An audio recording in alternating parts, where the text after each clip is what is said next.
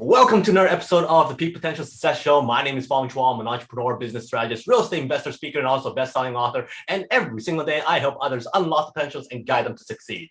Today on the show, I have another amazing guest. This is somebody I've met live at events, see her also at webinars and conferences and virtual and all that kind of stuff. And she's always in this great mood, adding value, impacting others. And I'm very, very excited to have her here today because that's something I really value as well.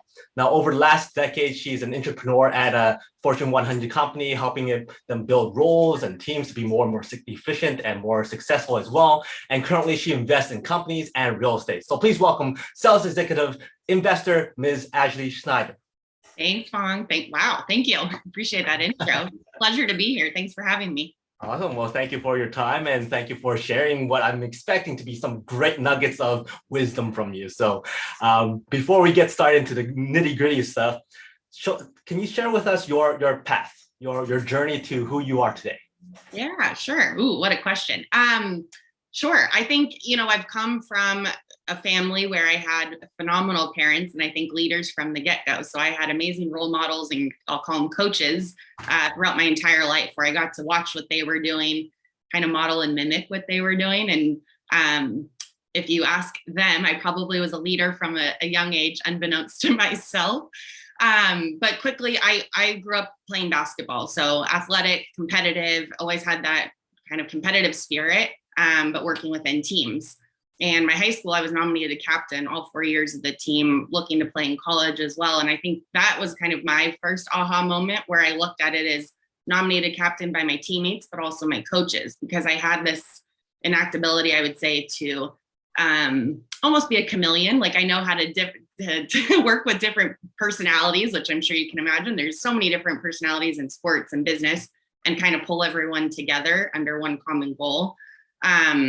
Stopped playing basketball due to an injury, but I think throughout my entire life, I've always looked at ways of how do I improve myself? How do I learn? How do I grow and get better? And started with the company I'm at today as an intern. So I'm one of those people, I'm not afraid to start at the bottom and kind of work my way up, build that foundation and get to know different skills to grow, and have been with the company for 10 years. So started as an intern, climbed up the ladder on the sales side, and now lead a team of my own today. So one aspect of the corporate side, and then have also in the last few years gotten into investing with different companies and real estate, as you mentioned earlier. Cool. Now, as a sales executive, there's lots of people out there who has this negative kind of connotation of what sales is about. So what was it about sales that made you go, you know what, this is what I want to do? Yeah. Well, Fong, I was one of those people. In college, I actually had a professor who told me, Ashley, you're going to go into sales. And I looked at him and just said, no, I'm not. I thought of the car salesman, or that negative connotation of sales, right? Pushy, not listening, pushing the product or the service, and not actually caring about the person. And I joked and I said, I'm going to go into sales and I'm going to say, sorry to bother you, and lose that sale because I didn't want to push on that person. Quickly turned into, I think I switched my narrative, right? Where I got into sales and I learned it's about people. And it's about relationships. And if you look at it not from a sale, but if you look at it from, hey, I'm trying to build this relationship, and this isn't just a transaction between the two of us, that changed my mindset. I'll tell you a quick story. I had a manager my first few years when I'll say I was struggling, because I think I had this mindset of I don't want to be pushy and I don't want to have like this negative connotation of what I'm doing. So I was struggling, and she looked at me, she pulled me into a room. She goes, Ashley, what do you think your number one skill is?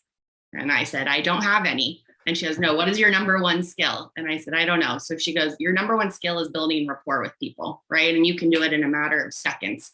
Leverage that. Like that is your sales style. So now I go and I tell teams, find your style, right? Your sales is so generic where it's not what's Fong's style or which is Ashley's style. Make it your own. And I think for me that it worked to my advantage, where I built just such great relationships with customers that they wanted to buy with me, or it wasn't a sale, it was a relationship at the end of the day. Wow. So for somebody who was a born leader, as your parents are saying, something that's very, very important is that aspect of you being able to recognize the skills of other people, putting on different hats, being able to work with different people, which coincide with becoming a good salesperson too. building that rapport, building that relationship.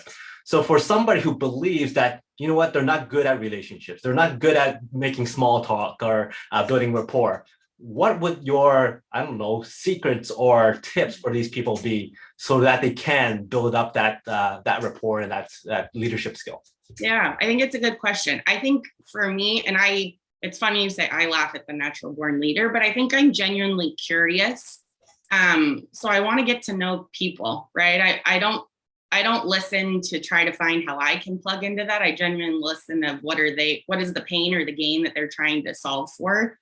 And I would say something I always tell my teams, but I'll give your viewers and listeners this advice too. It's like, do your homework. I always say collect intel and try to do the research before you go into something. So whether that's looking at the person's LinkedIn page or Googling them, find the commonality because it's going to be different for you, right? And that you could find something, maybe you went to the same school, maybe you're from the same hometown, maybe you have a relationship with an existing person already. So it's like find that commonality and then leverage that to spark the conversation. I always tell my team too this, it's about two things, right? Your success is up to I say it's the 2 R's, but it's relationships and results. So you always need to have the relationship. And I think you gain that, whether it's comfortable for you or not, find the commonality so it becomes comfortable for you. And that's building the relationship, and then have the results to back up who you are and what you've done. Do you have one of your favorite stories that you could share where that rapport was built because there was that commonality? For myself, I was in this interview once, and I saw at the background this person had like a stuffed animal of Chewie from Star Wars. Yeah. So right away, I made a Star Wars reference, and then they're like, "Oh, you like that too?" And then we kind of like built that rapport right away. So for yourself, do you have a story where you go, you know what, that made that relationship so much better? Yeah. Yeah, it's funny I say that. So I'll say my first year that I was in an individual contributor role, closing my actual deals, I had reached out doing the homework that I just told you, right? Collecting intel, doing homework, and was speaking with a man who's a Kansas City Royals fan, and I'm a big baseball fan. So start off the call, he's the president of the company, hasn't spoken with us, that their company hasn't spoken with us, just no interest, hasn't purchased anything from us. And I go in of just wanting to find out more about him, read their 10K, did a little, business intel collecting too, but also on the personal side, and brought up baseball right away. I just, hey, notice you're a Kansas City Royals fan. I'm a Giants fan.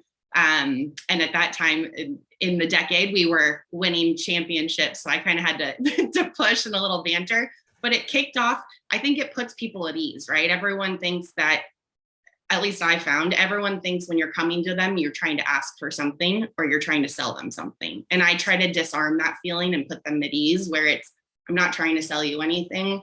I'm just trying to build that relationship with you. So eventually, if it does make sense, I can sell you something and you're going to want to buy from me. Awesome.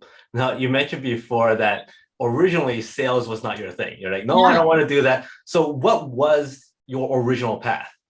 Ooh, good question. I don't know, which is funny. Like, I never really knew what I wanted to do. I dabbled in like sports broadcasting as a potential. I knew I liked relationships and I knew I liked teams. I love sports. So I think I've always kind of wanted to do something in that aspect. Went to school for broadcasting, communications, and then ended up minoring in business just because the sales are kind of the interest in business. But I've always I think I've had this entrepreneurial spirit. And why I've kind of started to do my own thing. And I think within the company, I have been an entrepreneur. I think I've had 9 roles at the company, 8 of which have been either a pilot role or a pilot team that I've been asked to build and start out. So I've had that with inside the comfortability of a corporate world. But I'm still figuring out, Fong. I always say, I'm like, I don't know what I want to be when I grow up. I just want to be successful. And I'm always chasing, what's next? How do I get better? How do I grow? So. Now, you work with a Fortune 500 company. You also invest in companies. So obviously, you know what makes a successful company successful. So what would be those things that you look for, whether you're working with them or investing in them, that you go, you know what, this is a company I want to be part of, or I want to invest in, or I want to be able to help with? Yeah, I think it's a great question. I'm going to go back to those 2 R's again, but the relationships and the results. I think people are a huge thing. I know you and I have both kind of gone into similar circles or connected with certain people, and they talk about the people, right? The biggest capital you can have is the people in those relationships. And if you don't have good people, it doesn't matter how good the business is. It doesn't matter how many systems and processes you have in place. The people are running it at the end of the day. I heard this one time and it's always kind of stuck with me, but you don't build businesses, you build people, and the people build the business. And I love that because it's so true. So I say the relationship side and the people, and then the results, right? We all want to see the results at the end of the day. We want to see the profits and kind of what's coming in. I think being within inside of my company too. So Mark Benioff is my CEO, successful billionaire, entrepreneur, has started multiple companies, been in the corporate side. He was actually an intern at Apple back in the day, and Steve Jobs was his mentor. But he did something about 23 years ago, and we call it the V2 mom, but it's basically vision, values, methods, measurements, and obstacles. And we do it every single year. For the last 23 years, we've done it. And it's just a way to set the entire company. So you're all chasing and swimming in the same direction with that end goal. Yes, we all play different parts, but you're all working towards that North Star. So I think having that alignment of where are you going, how are you going to get there, what's going to get in your way, and how will you know once you've got there? Now, with regards to building relationships, you have to be engaging. You have to have some connecting points, some touch points and whatnot. And lots of people still go, you know what? I don't know how to keep track of all that. Sure. I want to build lots of relationships, but I don't want to lose touch with that person. So I need to start a spreadsheet. I need to do this. I need to do that. What's your method? What's your method to make sure that you keep everybody within your circle all engaged? Yeah, that's a good question. I think there's different levels, right? And I know you said you want to keep everyone engaged.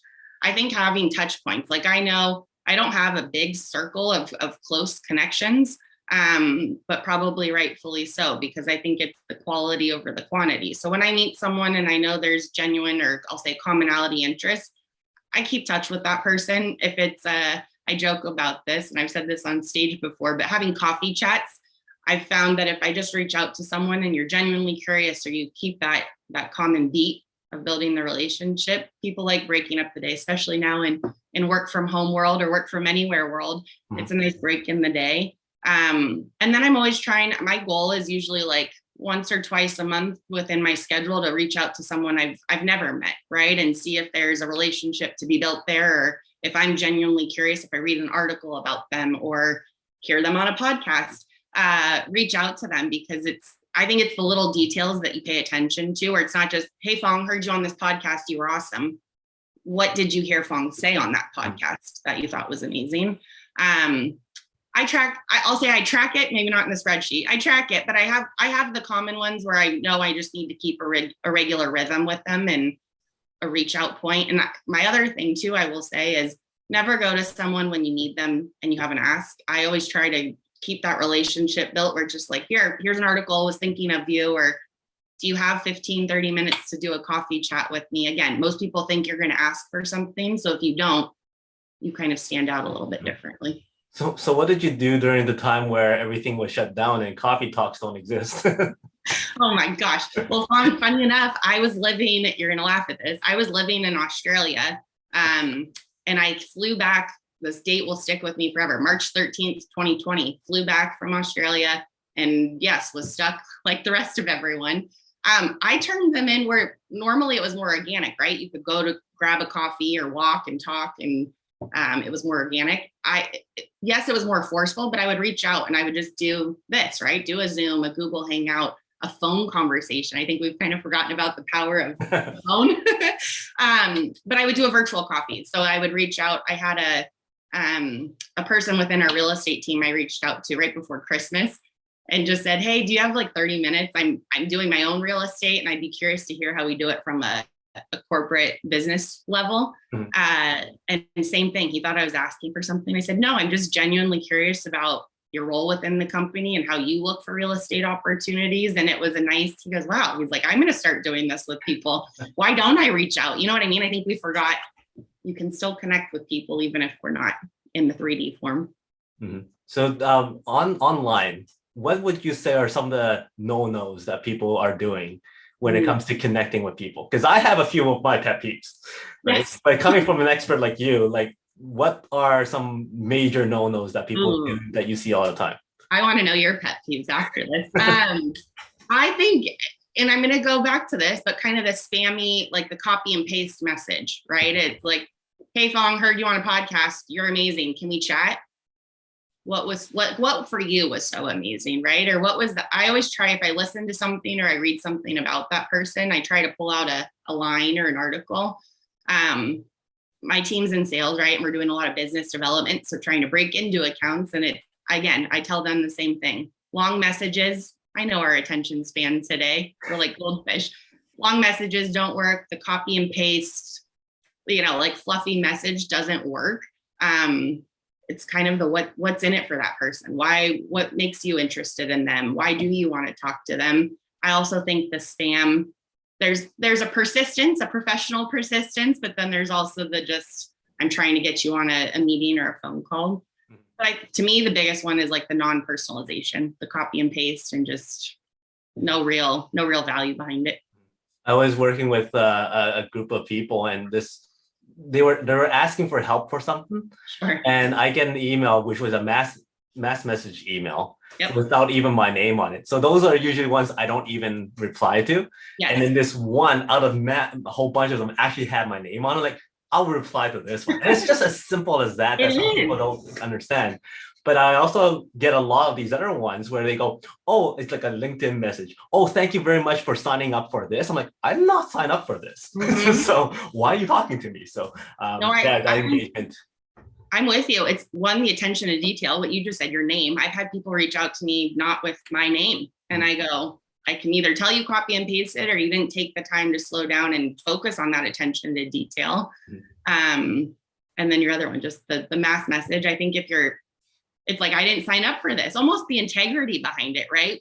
There's tricks. I don't tell this to my team, but there are tricks of, you put a reply in front of the subject line. So it looks like they're replying to a message. And I am just one of those people, probably how I was raised, but how I live and breathe is integrity first and foremost, right? I'm not going to trick you into taking a meeting with me.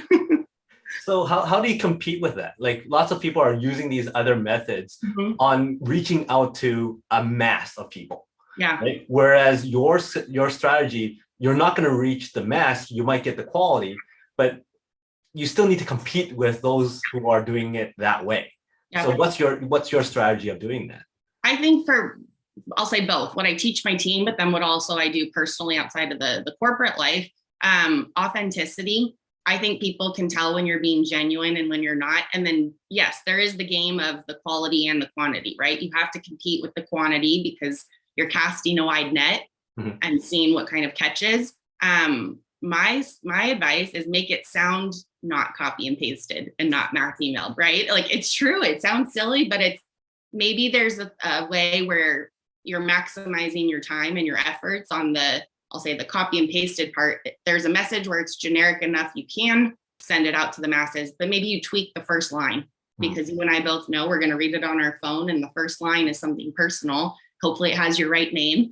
And that'll catch their attention. And then I think the authenticity around that too, it doesn't come across like a mass. And then the quality side, again, picking out that one line or phrase or something that's the commonality that captured your attention and was the compelling reason for you to reach out to that person. It breaks through the noise. It may take a little bit longer, but it breaks through the noise. Yeah.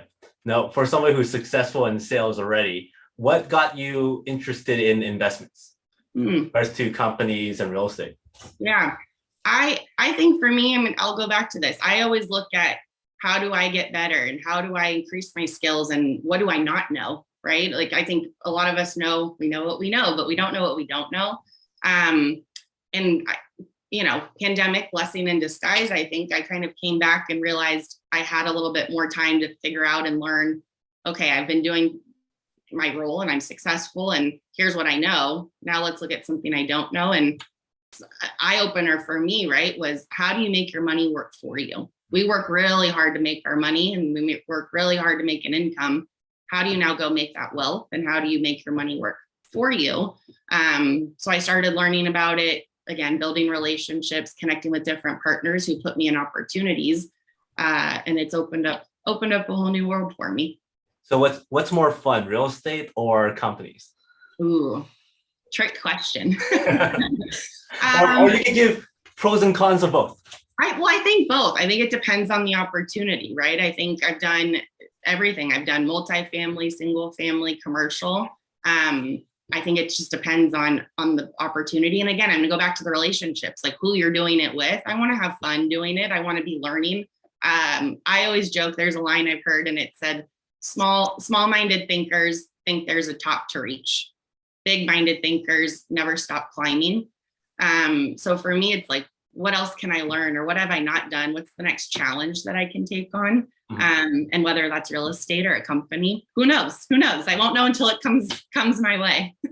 You've repeated the word learning a lot. Yeah. So my next question is, throughout everything that you've done, okay, whether it's your athletic career or your investment career or your sales career, was there something that you failed like really, really bad on, but you learned a great deal from? Yes. I always joke, I'll give you two. I'm a big quote person, if you can't tell already, but I'll give you two. One is, never let knowledge get in the way of your learning, or your education get in the way of your learning.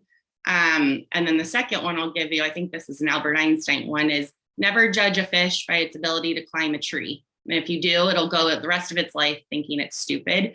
It's funny because I think people look at me or hear me and talk to me and they think, man, must have been a straight A student.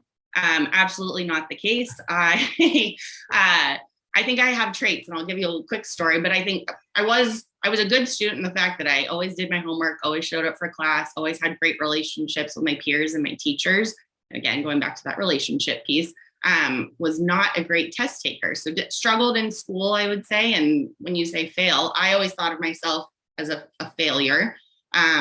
But I think I realized in that process, one is the building of relationships. I loved my teachers, always loved the homework assignments and loved learning the process. I just probably struggled with the testability. But yeah, I think that was failure for me, was just looking at it as what defines failure. And I always say fail stands for first attempt in learning. So if you're not failing, you're not probably doing enough. You're not taking enough risk. You're not trying enough things. But yes, I have failed many times. I try to fail because I think you can always learn from it, right? Just don't repeat what you fail at, but fail because it means you're trying something new and you're trying to get better at it, whether it's being a leader. I'm still learning how to, innovate and inspire my teams, different personalities, of course. But yes, many failures. I just think, you don't let them bring you down. You keep going. You keep going to the next failure and the next failure. It's also a testament as to education these days, where they really, really rely on testing.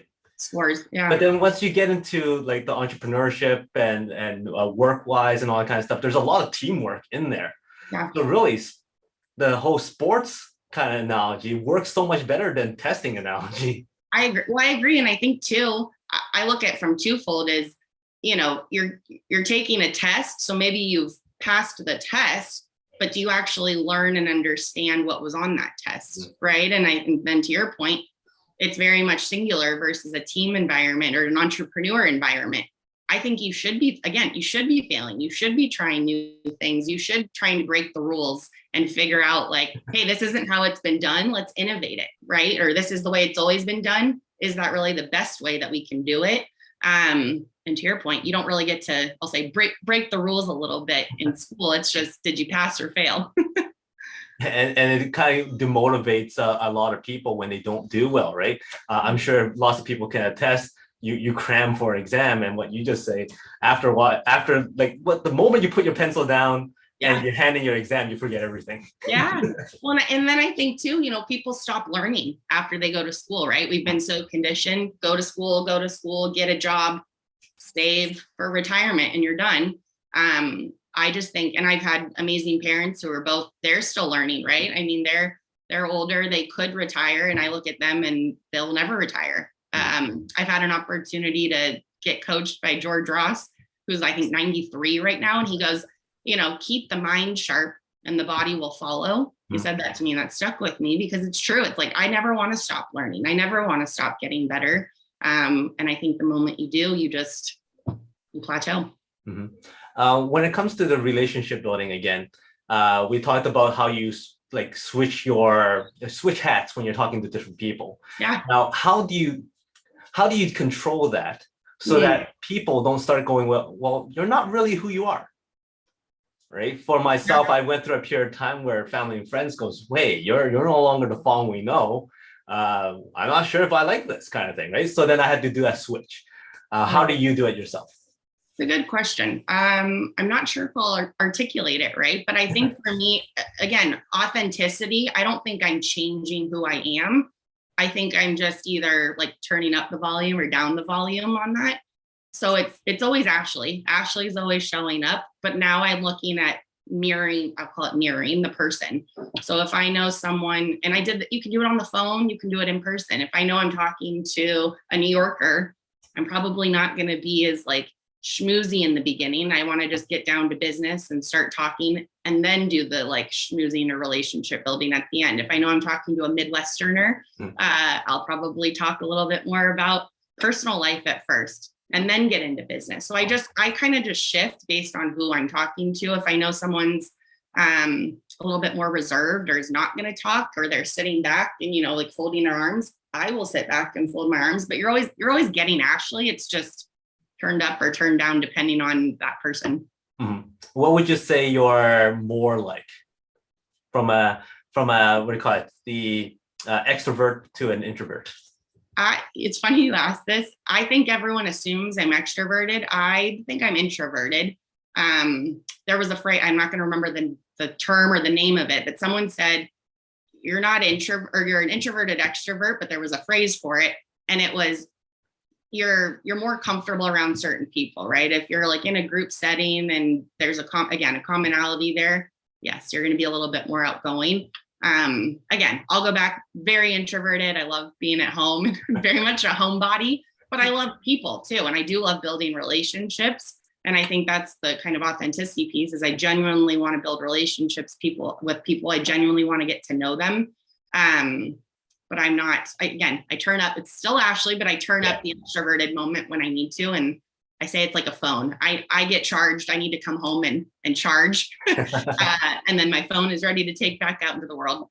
That's actually very interesting, because a lot of people I talk to, especially on this podcast, everybody would assume that they're extroverted. Yeah. But once I ask that question, they're like, no, actually, I'm pretty quiet and low key, right? But, yeah. And I like that, because I think it's a good skill. You could turn it on and off whenever you want, versus the other way around. Because if you were the other way around, it's probably a little bit more difficult to turn it off. Yeah. Well, and I always laugh. My mom taught me growing up, it's like, know who you are first, and then bring that best version of yourself out into the world for everyone.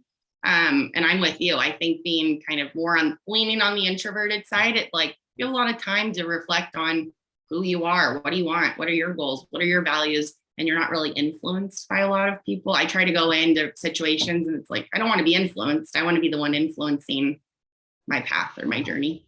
Mm-hmm. So what's your daily routine like to keep that motivation, keep that positivity up? That is a good question. I will tell you, I'm a recovering sleeper inner. I don't know if that's the term. I was never a morning person. And truly, I think as I've gotten older and I've obviously taken more on my plate, challenged myself. So I was beating the sun up, have been beating the sun up for years now, but it's starting my morning. You're going to get scared, but some days I'll have investor calls at, 4 a.m. Pacific time. So I'm up at 3:34, not every day, but depending on the day, I'd say consistently up by 5. And I just love those moments of you're getting your day started, you're putting positive things into your brain, right? Whether that's podcasts or books or whatever that may be for you. So I start my day off that way, usually get on investor calls depending on the day, do a workout, get ready for work. And I laugh, I say, get ready. Who knows what getting ready for work is anymore? There's no commute. And then from about 5 to 8, I'm either doing investor calls, doing something for myself and personal development. 8 to 5 p.m., I'm in the corporate mindset, right? I'm leading a team, I'm in meetings, I'm making decisions for what's next for our team. And then 5 to about 8 p.m., hopefully I'm eating dinner in there somewhere. And then again, still learning, investing in myself. And I don't know, 9:30. I'm a grandma, Fong. I go to bed at like 9:30. Oh, so I can wow. do it over again. So how do you unwind? How do you unwind between 8 and 9? That is a good question. If it's honestly, if it's as simple as like going for, I will say this, I don't really unwind. I think my brain is always on. But I'll go for a walk or I'll do another workout depending on the mood of the day. Listening to something. It's hard for me. I'm not a big TV person and I'm not a big like, I'll say relaxing person, but I'm always listening to something for business. So that to me, if that's unwinding, is like laying down and just listening to something and not looking at a screen anymore for that day. Yeah. I think some people just passed out when they heard that you're relaxing is working out. Like, wow. It is. Well, I think for me, I've learned this is like my brain just never shuts off. Sometimes guilty pleasure, like a friend's TV series watch. But it doesn't usually last long. I'll pass out. So you surround yourself with amazing people. Mhm. What would you say is some of the best advice that you've gotten from either coaches, mentors? That is a really good question. I'll give you a few because I'll say I have three really, really, really important people who have given me advice in my life. One, I'll start with my mom. She gave me this advice and it was treat others how you would like to be treated and never always leave a place better than you found it. So I go in with that mindset of I treat everyone, whether you're the janitor of the company to the CEO, the exact same. I think everyone deserves respect and always leaving a place or a person better than you found them. My dad always told me this, and this relates back to sports. I can still picture him saying it when we're driving in the car, but it's like, have the passion, have fire in the eyes. That was his line to me, is fire in the eyes and always show up with passion, always bring the wow experience.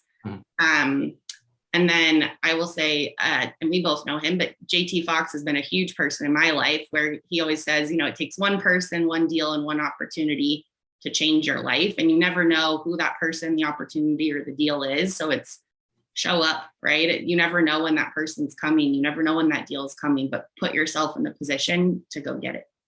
Awesome. Now, this is going to be a tricky last question for you. No. After all those great advice and messages that you've gotten, what is the one message that you would share to the world for people to remember Ashley for? Ooh, that is a good one. Without repeating.